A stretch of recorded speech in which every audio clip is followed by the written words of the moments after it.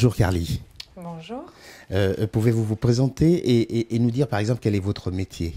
Écoutez, je m'appelle Carly Boucaud et je travaille dans un organisme international, donc je m'occupe des ressources humaines, voilà.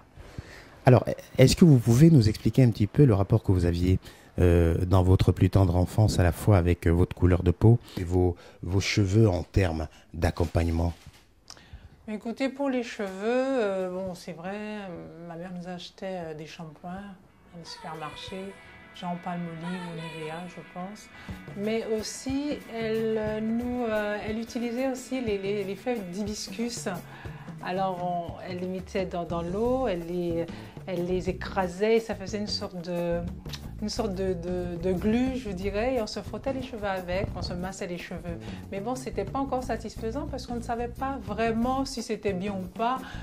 Mais on se disait la référence c'était plutôt les shampoings qu'on vendait Dans les dans les supermarchés. supermarchés. D'accord. Donc voilà.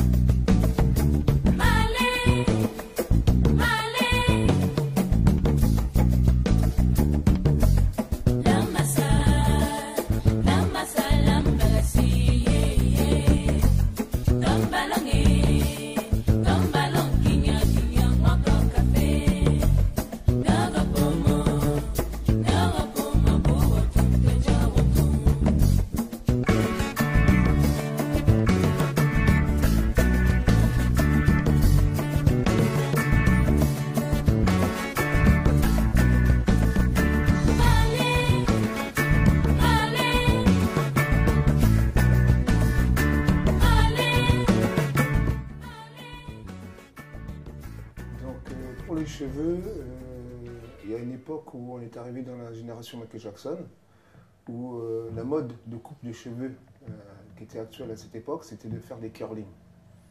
Et les curlings, c'était, je ne sais pas si les anciens se rappellent, ou les gens aujourd'hui continuent à faire cette coiffe. C'était une coiffe où on mettait un produit pour pouvoir défrisser le cheveu extrêmement fort. Donc la gamme, sans faire de publicité pour ce produit, c'était TCB à l'époque qui marchait beaucoup. Ouais, la gamme TCB. Et on faisait ça dans les salons de coiffure africains. Et donc on défrisait les cheveux. Après, il y avait une mise de bigoudis ou de petits rouleaux dans les cheveux avec des élastiques. On devait rester à peu près 30 minutes ou 45 minutes sur un séchoir. Mais les années où on a utilisé ce genre de produit pour mettre dans nos cheveux, ça a altéré le cuir chevelu et les cheveux. Donc c'est vrai qu'après, mes cheveux repoussants, parce que j'avais arrêté ça, j'étais parti vivre aux Antilles pendant 6 ans, 5 ans. C'est vrai que les cheveux repoussaient très mal. Donc il y avait des endroits, il y avait des petites calvities, et au fil du temps, bon, avec l'âge, ces calvities, ça grandit souvent. Donc on a les cheveux plus ou moins clairsemés. Des endroits où ça pousse et des endroits où ça ne pousse pas. Donc quand on fait un afro, on se peigne, on ne voit pas trop. Mais bon, c'est vrai quand les cheveux sont coupés courts, il y a des endroits où ça apparaît, quoi. Donc après, bon, la vie fait que on continue à faire sa vie et tout. Et à un moment, voilà, quoi, il y a une recherche qui est faite quand on fait une recherche sur son histoire, de se rapprocher de l'Afrique. C'est un grand manque, ça a été une grande surprise et une mauvaise façon pour Gillette et pour nous tous de commencer l'année. Donc beaucoup de points d'interrogation et puis une grande détermination c'est chez Gillette et son équipe et pour nous tous pour l'aider à surmonter ce mauvais plan. D'accord. Mais comment vous avez connu Gillette Levatte alors? C'est quand on passait dans la rue et que ma mère ne pouvait plus me coiffer. Et pour la peau, on utilisait les crèmes qu'on vendait aussi dans les cheveux. Non, même pas. Aux Antilles, on n'utilisait même pas de crème parce que bon, avec le soleil, tout allait bien. Il n'y avait pas de souci. Le souci s'est posé lorsqu'on arrive en France. Parce que le temps, ce n'est pas pareil. Il y a une dégradation de la peau. Dû au climat, bien sûr. Dû au climat, oui, voilà. Donc, on a des boutons. Enfin, c'était pas très agréable. Et ceci nécessite bien sûr un accompagnement adapté. Oui, tout à fait. Donc, bon, on utilisait les produits des Blancs. Je suis africain des Antilles et le besoin de revenir à la maison. Et quand j'ai le besoin de revenir à la maison, c'est réapprendre déjà à se nourrir, à se coiffer, à essayer de parler les langues de là-bas, du continent. Et dans ce travail de recherche, j'ai voulu aussi faire un travail de recherche au niveau du soin capillaire et de la peau. Donc c'est vrai que sur la peau et les cheveux, les seuls trucs qu'on nous propose, c'est des produits qu'on nous vend dans des magasins. Mon problème, c'est que j'étais toujours réticente à utiliser les produits des Blancs parce que je me dis, mais pourquoi pas nous? Pourquoi je ne peux pas avoir un produit qui me corresponde vraiment et pour mes cheveux et pour ma peau? Et vraiment, un jour, je tombe sur un article d'Amina et là, je me suis dit, tiens, bon, ça peut être intéressant. Peut-être que j'ai trouvé le produit qu'il me faut. Et ben voilà, et j'ai téléphoné, j'ai rencontré Gillette. Oh mon Dieu, ça date, je crois. Combien de temps? Depuis combien de temps? C'était en 2000, je crois. En 2000 ou 2001, quelque chose comme ça, oui. D'accord. Ah oui, ça fait un certain temps. On a été attirés par le magasin, on est rentré. Et comme dit Naïma, elle avait un problème parce qu'elle a beaucoup de cheveux, mais qui étaient difficilement coiffables. Donc on a rencontré Gillette. D'accord. Ce qui nous a beaucoup plu, c'est qu'elle nous a d'abord écoutés, qu'on a pu poser toutes les questions que nous voulions, notamment Naïma. J'étais aussi très frappée parce qu'elle était à l'écoute de l'enfant. Donc je trouve que c'est assez rare dans ce milieu. Et puis on a beaucoup aussi apprécié le fait qu'elle n'ait pas cherché à nous vendre des produits, mais surtout à nous expliquer quelle était sa démarche, à nous montrer les produits, à nous faire tester les produits. Et c'est comme ça que l'histoire a commencé. Le truc qui se passe, c'est qu'on s'aperçoit que beaucoup de ces produits-là, au lieu de faire du bien pour nos cheveux, nous font du mal. Voilà. Donc on cherche à avoir des produits plus ou moins naturels pour avoir des produits qui puissent réparer la texture de nos cheveux et le cuir chevelu. Et c'est l'effet contraire. Donc ou si c'est trop gras, ou bien bon, ça vous casse les cheveux, ou beaucoup de choses qui suivent au fait de l'application de ces produits.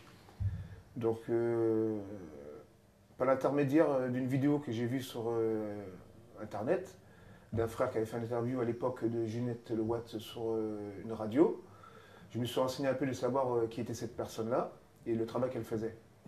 Et j'ai découvert son magasin, alors que moi j'habite tout près, sans savoir que je passais devant tous les jours, sans savoir que son magasin était là. Donc un jour j'ai poussé la porte de ce magasin-là et j'ai compris en fin de compte qu'est-ce qu'était l'entretien des cheveux capillaires et la peau éventuellement. Moi, je suis plus intéressé vers les cheveux. Et j'ai appris en fin de compte que, voilà, que tout ce qu'on nous vendait jusqu'à présent, c'était des produits qui étaient faits par des Occidentaux pour des Noirs, mais pas des produits faits par des Noirs pour des Noirs. Pour la peau, ça se voit que bien sûr, elle est superbe, elle est très très bien. Merci. Mais par contre, ce que je comprends pas, c'est que vous avez les cheveux coupés. Je comprends pas pourquoi. Mes cheveux coupent, écoutez, je les coupe régulièrement maintenant parce que je trouve qu'avec l'âge, vous savez, il vaut mieux avoir les cheveux courts déjà. D'accord. Et puis bon, enfin, ça c'est un choix personnel. Mais c'est vrai, dès que j'ai commencé à utiliser les produits de Gillette, j'avais coupé une fois pour bien travailler les cheveux et aussi le cuir chevelu et assainir le cuir chevelu parce que je me défrisais avant et le cuir chevelu était complètement abîmé. Mais là, puis petit à petit, ça s'est assaini et j'ai pu avoir de beaux cheveux coiffables que je peux toucher. Et maintenant, bon, je décide de les couper ou pas parce que bon, ça me plaît, mais tout en sachant que bon, ça va repousser aussi vite et que ça ne me pose aucun problème. Et depuis, alors, qu'est-ce qui a changé pour vous? Alors c'est beaucoup plus facile pour moi de coiffer Naïma. Oui, ça me fait beaucoup moins mal.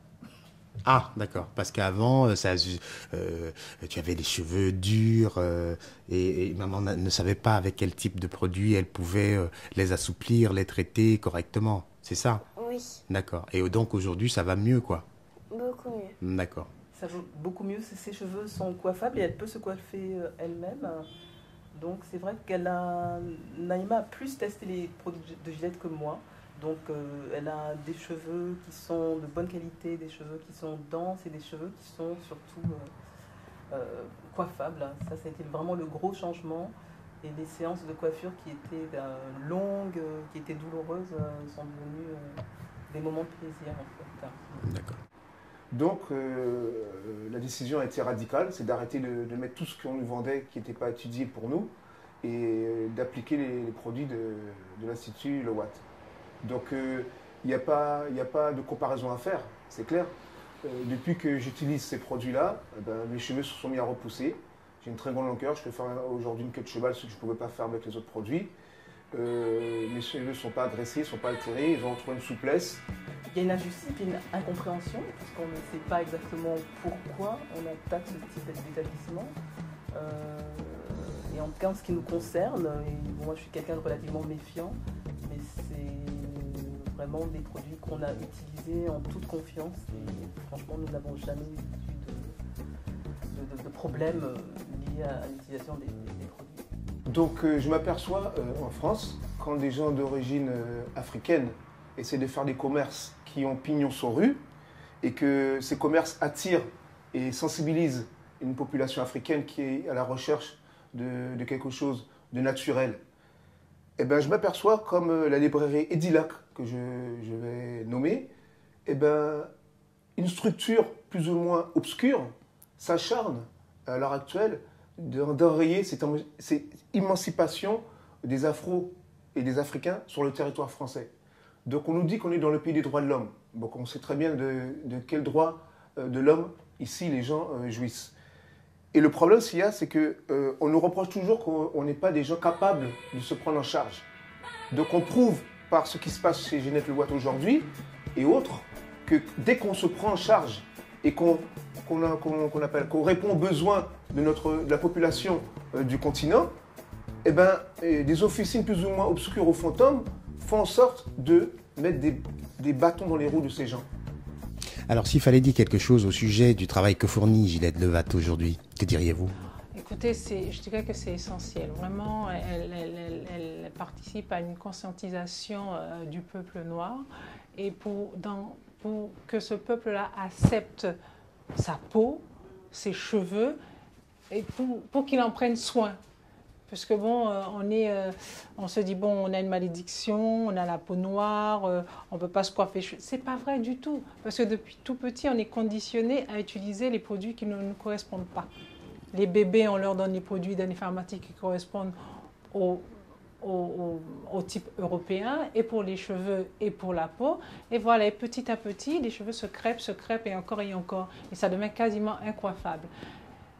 Et ce qu'elle propose, c'est un produit, moi je trouve ça révolutionnaire. Hein. J'ai vraiment, je le conseillerais à tout le monde. Et écoutez, utilisez les produits Ginette Le Goat parce que ça nous permet de nous aimer.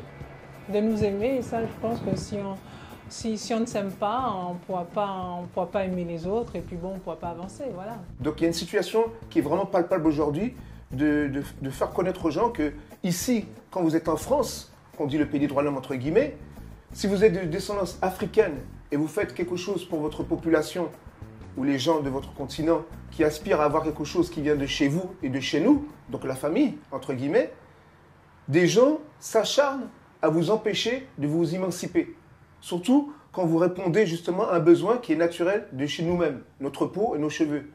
Et je pense à l'heure actuelle, les seules personnes qui veulent savoir ce qu'on a besoin pour notre peau et nos cheveux, c'est nous-mêmes.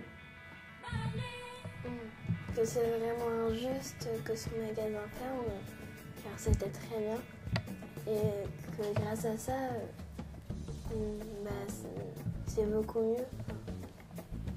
Andréane? De la détermination à Gillette, je sais qu'elle en a, à toute l'équipe, parce qu'on parle beaucoup de Gillette, mais elle a aussi toute une équipe sur laquelle donc je pense qu'elle peut compter, et nous avons pu compter aussi quand elle n'était pas là, donc vraiment que ça puisse continuer. Écoutez, je suis tellement désolée que ça arrive maintenant que je ne sais pas, tout d'un coup j'appelle, me dit Carly, on est fermé, j'étais tellement... je me dis tiens, non, je dis ça doit être un complot. Vraiment, je le dis et ça me fait très mal parce que c'est une femme extraordinaire. Et puis, je vois que c'est injuste ce qui lui arrive et je demanderai vraiment à toutes les personnes qui aiment, qui nous aiment, qui s'aiment, qui aiment le peuple noir, je veux dire, si on a une certaine conscience, je pense que bon, écoutez, on supporterait Gillette et moi, je la supporte à fond, vraiment. Voilà. Carly, je vous remercie. Je vous en prie.